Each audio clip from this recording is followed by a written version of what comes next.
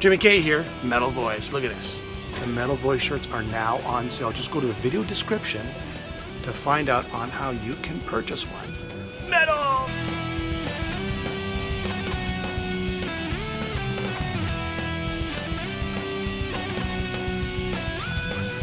Say farewell to the future.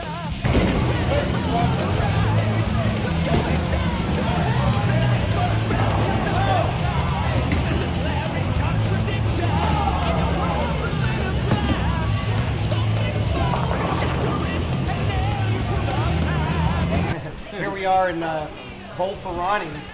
This is the Metal Voice, Neil Turbin, David Rock Feinstein from the Rods, and Ronnie Dio's cousin too, right? Yep. So Dave, you're Ronnie's fourth cousin or Second cousin. Second cousin. Okay, we got to get this clarified. Right? Yeah, I know. That's pretty close. It's That's a turmoil, you know. That's a close cousin. Everybody's related, you know, when it comes to being Italian. So everybody's related, and especially when you live in a small town. So back in the days of Elf, you know, you guys had stuff like Carolina County Ball, Carolina County Ball, and you had. I'm just trying to go to my archives because I had the LPs. Back in the, you know, I was basically the guitar player in that band for the first album. You know, Okay. after that, so the first album was like Sit Down Honey, you know, Hoochie Coochie Lady, Gambler Gambler, that lineup of songs. So after that, they did 2 albums, I think, after the Carolina County Ball, Okay. Trying to Burn the Sun, I think the other one was. So, yeah, and that was before Ronnie went with Rainbow. So, but, yeah, the Elf days were great because, you know, we did a lot of touring with Deep Purple, you know, we became really tight with them because Roger Glover and Ian Pace produced the Elf album. And what year was that? That was probably in 1970, maybe 71. So that's really significant because that's when Deep Purple was, you know, Well, firing up the charts. Deep Purple at that time was probably one of the biggest bands in the world. I mean, we were playing arenas. Yeah. I mean, it wasn't like theaters; it was arenas. So because you know they had produced the album, they wanted us to support them. You know, obviously promote Amazing. you know the whole thing, and it was really wild for me because Deep Purple was one of my favorite bands at the time. You know, and Richie Blackmore was one of my favorite guitar players at the time. So I got that, holy shit, you know, like, we're getting to go on tour with Deep Purple, which was, you know, it was wild for me. And Highway I couldn't believe Star. it. Yeah. So it was, you know, so we start, all of a sudden, you know, we're playing arenas from, like, you know, smaller venues. Like, we had played some theaters and some smaller concert venues, but never arenas. So we got thrown into the arena situation, which was really great. And with, you know, one of the best bands in the world. At the time, they're a great band.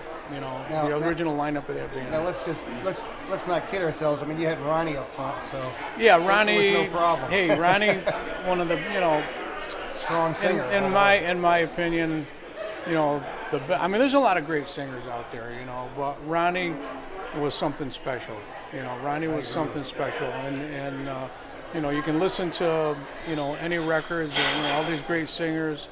But when you hear Ronnie sing, you know, he sings from his heart and from his soul, you know, and his lyrics are so meaningful, you know, in a lot of ways. So it's just different, you know. When you had Ronnie, when you walked on stage, I mean, it was funny because in the early days when we when we started out, before we made records or did anything, you know, I got in the band when it was called Ronnie Dio and the Prophets, you know, and wow. we were a club band.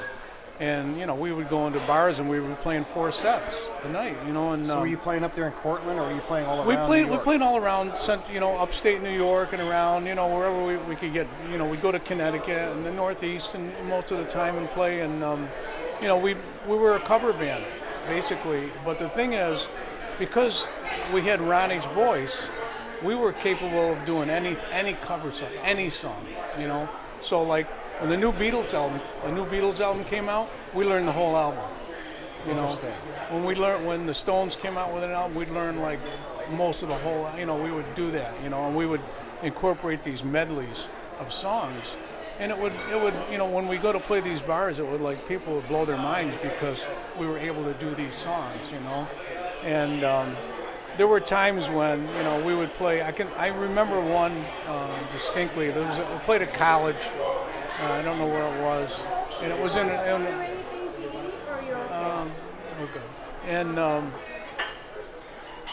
everybody was sitting down, auditorium type thing, and we walked out on stage, and of course, we're all like, Ronnie was Ronnie and I were about the same height. In fact, we were like bookends, and people used to mistake him for me and me for him, at different times. And we used to, actually intentionally try to blow people's minds, because like, oh my God, there's two of them, and it's like, how could there be two of them, so small, and they have such horrible looking hair and all that, so, but, the keyboard player, Mickey Lee, he was sitting down, but he was not a very big guy either. He might have been a couple inches taller. And we would come out on stage, walk out on stage, and we could hear, like in this one situation, we could hear like chuckling.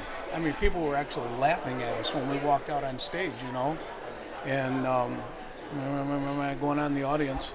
But as soon as the first note was struck, and the volume that we played at, even for back then, and when Ronnie started singing, it was like there was no more laughing. It was just like jaw dropping, So, but there was a lot of situations like that back in the early days.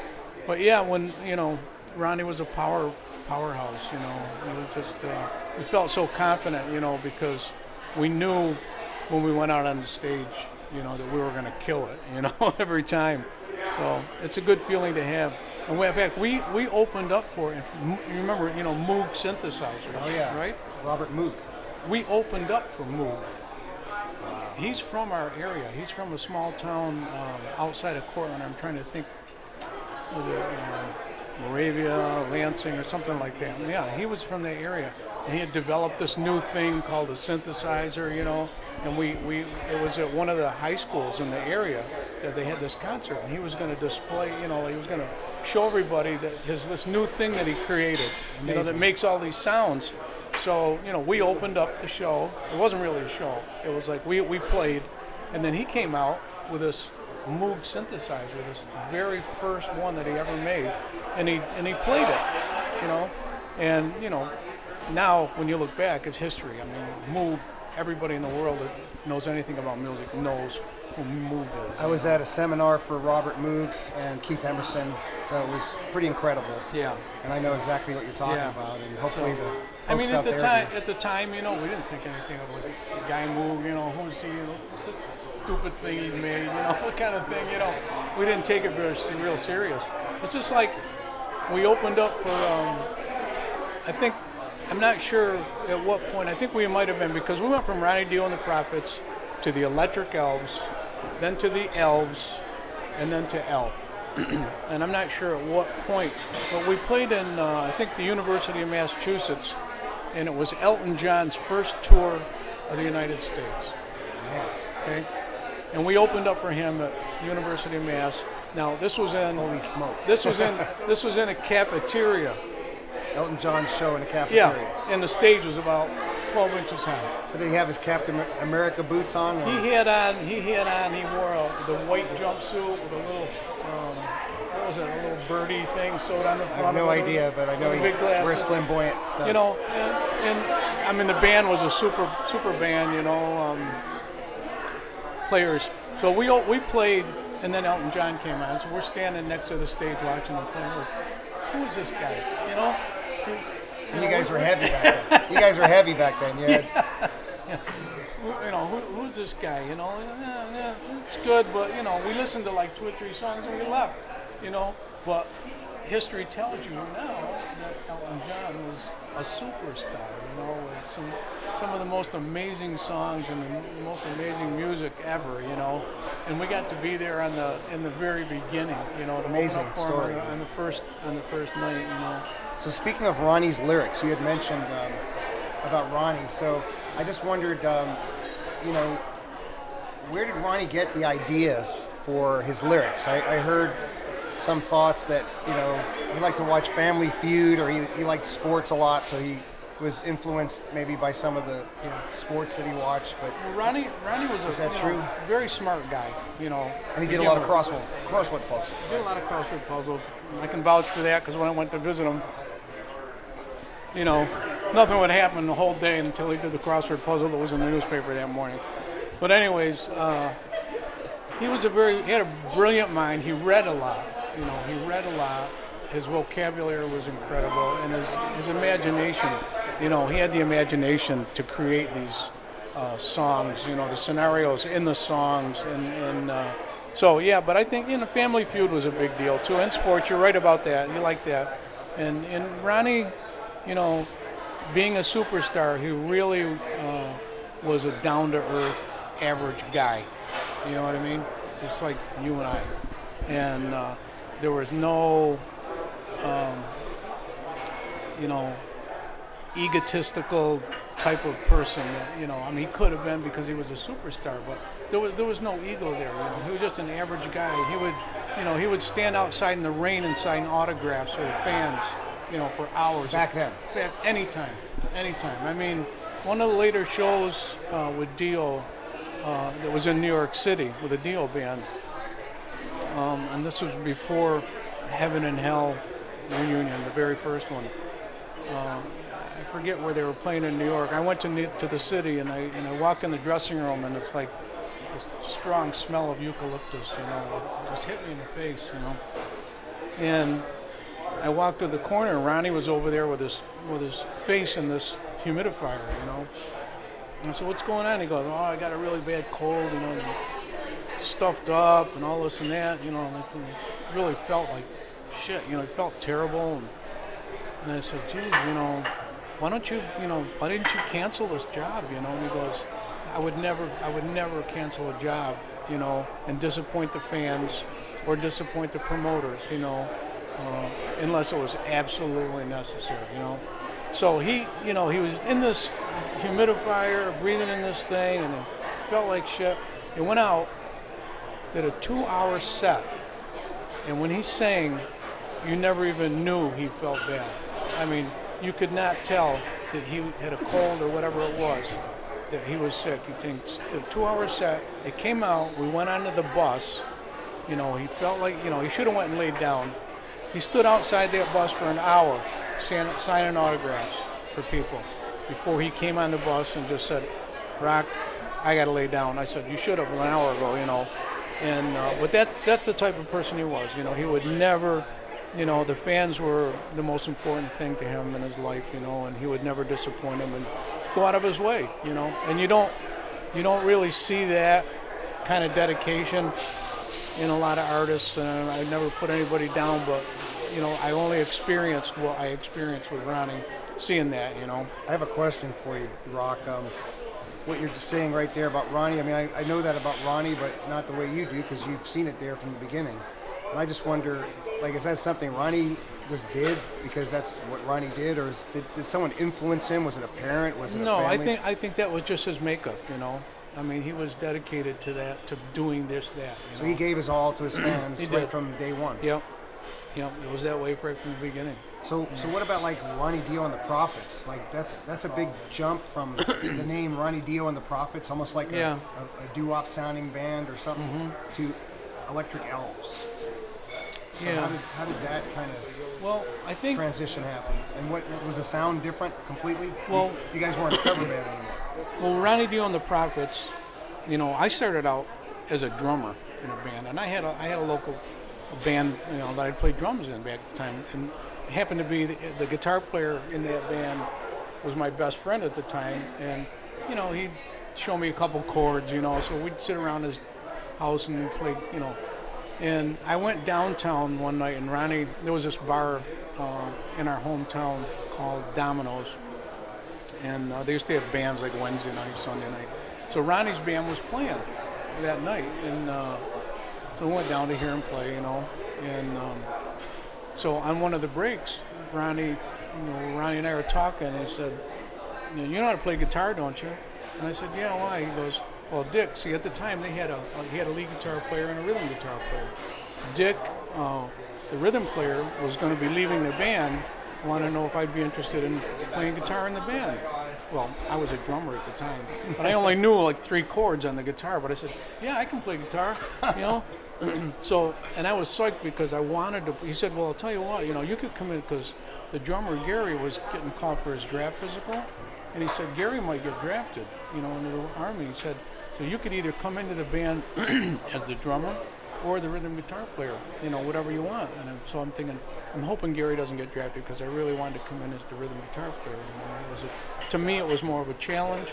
It was more of a musical outlet for me, And so Gary failed his draft physical, and I started to learn, like they were doing 4 sets of cover music, at the time. And so Dick stayed in the band long enough to break me in. Awesome. I got so I could play like a half a set, I could play 1 whole set, I could play 2 whole set. So after a couple months, I was able to do the whole night, and that's when Dick left. And I became, so I think, I'm not sure at that time, because we were small, I think we thought of calling ourselves the Electric Elves. I don't really know how it came about or how we thought of it, but that's when that whole thing started. When I got in the band, it was Ronnie Dio and the Prophets for a while, and then the Electric Elves. It's amazing. Yeah. So tell us about your new music. I know the Rods had a recent album. Yeah. Tell us about that album. I know it sounds great. Yeah. I keep in touch with Carl Kennedy. And it's, Yeah.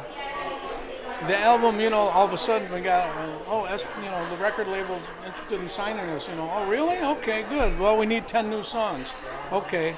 Well, so going through my ideas and stuff, so we came up with the songs, and, Carl, and the thing is, like, the proper way to do it is the band rehearses the songs.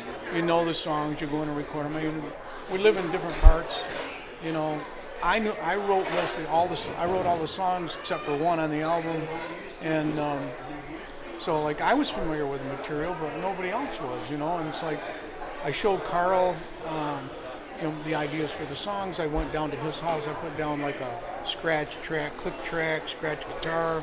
There were no vocals on anything, and Carl ended up recording all his drum tracks right at his house, and then sent them up to a studio, a small studio that's near Cortland, and I went in there and we did the guitar tracks, the bass tracks, all the vocal tracks, and I really wanted keyboards on this album, and I had wanted keyboards for a long time, but there was never really an opportunity, and I know a lot of them, because I knew all along, like, Sabbath and Dio and all these bands had keyboards in them, but they weren't dominant. In fact, in the early days, the keyboard player was backstage. It wasn't even on the stage, in the front of the stage.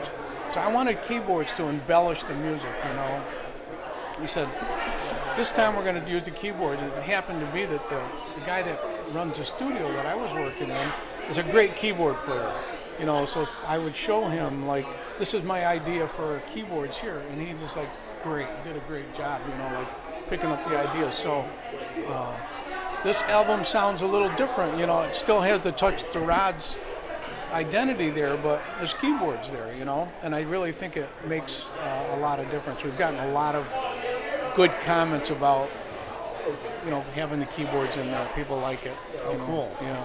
And I mean, you have a whole wealth of experience. I mean, just a career playing with Ronnie and playing, with the Rods and opening up for bands like Deep Purple and Elton John. So I mean, there's a lot of keyboards going on in those bands. Yeah. And songwriting and crafting songs. So about this whole situation after Ronnie passed. I mean, I think it's kind of amazing, really, that Ronnie has achieved a cult status after the fact, and deservingly so. But what's your thoughts about that? I mean, were you shocked or were you surprised? Like at the memorial when I was at Forest Lawn, I was kind of like, wow, this is because of the this number is of serious. people? Yeah, it was serious. It was a lot of people. I wasn't surprised because, like the world today with the internet, everybody knows everything. And, I can say that, like, I'm glad that, when I look back and look at a lot of the old videos of Ronnie back in the early days, and, he's covered so much ground, with the Elf Band, and then with Rainbow, and then with Sabbath, and then with Dio, and then Heaven and Hell. I mean, it was a constant. That was his life, And so, with the internet playing a part in the world, even when the Rods, had a reunion, which was like back in around 2008, 9. we played 2 local shows, and people were coming out of the walls. And then we were getting calls from festivals. We come play, and it's like we never realized we had fans in Brazil or Japan or any of these other places. You know, it's all because of the internet. Because back in the '80s, we didn't have the internet. We didn't know where we had fans. It's a totally different world, a different perception. Yeah. So, you know, I wasn't really surprised when I saw the turnout for Ronnie, and I really feel great about the fact that there's so many people that, you know, remember him and still think he's the greatest singer in the world. You know, the whole thing. So cool. Yeah. And he is, and he's well loved, and it's almost like it's his fan base. Yeah. His fan base never went away. In fact, it grew even more. The music is still there. I mean, unfortunately, he's not here, but the music that he has done is still here for all of us to enjoy, you know, and to be inspired by. Absolutely. And would you say that his personality type, like I met Ronnie a few times and had a chance to discuss some things with him and briefly, and he said, I said to Ronnie, you know, one time I saw him at the Greek Theater, and I think Anthrax had opened up for him, and it was like 2/3 full on that show. You know, it was a certain time in his career. And then I also saw him at the Galaxy Theater a while back, and that was not the high point of his career. But then I saw him in France in '84 at the Breaking Sound Festival, and that was insane, unbelievable. So there's different, you know, peaks and valleys. But my question is that I said to Ronnie, you know, I saw you on stage, Ronnie, and, you know, I'm looking at you and I'm trying to understand what is in his mind, what is he thinking? And he said, he looked at me and he said, "That's my stage." So I knew that at that moment, I knew from Ronnie singing that he was an intense guy, but I knew from that moment that, like, I can relate to Ronnie because I have intensity and I know that's intense. Like, that was super intense. So can you tell me a story about Ronnie and, you know, that intensity in his character, or how that comes across sometimes? Well, off stage, you know, like Ronnie, like I said, he was an average guy, but he also was a very funny person. You know, in fact, all his relatives, his uncles and stuff, you know, they were all like comedians. You know, when you sat around the table, they would make you laugh. You know, and Ronnie had that same way about him. You know, and there were just times when, you know, I would laugh and I would be crying. I would be laughing so hard, you know, because he would do impersonations of people and talk like them, and, you know, and it was just so funny. And it's like, that's one of the things I really miss about being around him, is that he made everybody laugh. You know? Can you remember who he impersonated? Oh, he used to impersonate Ed Sullivan all the time, you know, and Alfred Hitchcock and those type of people. And he would talk like him, and he'd do the expressions like him, you know, and, you know, and some of the singers he would mimic, like some of these opera singers at the time, you know, because he would sing out, you know. I mean, Ronnie could have been an opera singer himself, you know. He could have done, in fact, a lot of the cover tunes that we did back in the day were like, we did Tom Jones, Engelbert Humperdinck. I mean, we were doing songs that not the average band is going to play. They could never pull them off because they don't have the vocal. But we were doing those songs, you know, like Delilah. You remember Delilah? Yes, Tom Jones. We played those songs, you know, and Ronnie sang them like perfect, you know. So you guys were really a band that could play the hard and heavy, or the hard rock, heavy rock, and then you could kind of flip the script and go maybe on television and go sing some pop music. Ronnie could have taken he could have made a career as a solo singer, like Tom Jones, you know, if he chose to do that, or any of those, you know, singers back in the day, Frankie Avalon and all those solo singers. You know, he could have done that. He had the talent to do that. So just a different type of music, you know. You know, Elf was more like a boogie woogie, you know, like when that music, the early Elf music, still holds up today. You know, when you listen to it, it holds up. You know, it's like, it would be more classified like maybe bluesy rock or something. You know, it's not heavy metal, you know. And as things got going more, you know, I mean, and the English invasion of the Beatles and all the bands, you know, things got heavier with the Who and Led Zeppelin and all those bands, you know. All of a sudden, you know, Hendrix and all the amps were coming out, and other Marshalls, you know, and so everything got heavier, you know. What was the moment in time that light bulb went off in Ronnie's head that said, okay, enough of this Tom Jones crap. I'm gonna go hard, and I'm gonna go heavy, and I'm gonna go. I think it was. This way. I think it was during the Elf days, because during the Elf days that was getting heavy, It's not heavy like it is today, but it was heavy for back then. So what year roughly was that, or some time frame? Oh, they had to be in early 70s. So early 70s, Ronnie kind of went in that mode. Yeah. Well, I really appreciate your time, Yeah, no problem. Rock, and it's so great to see you. Yeah, it's good to be I want here. to let you Good get to see on you. the bowling. Well, we got to get bowling right away because But it's a pleasure, and this is going to be on the Metal Voice. So thanks for being on. Great. And it's a pleasure to see you. And after all these years, great to catch up with you.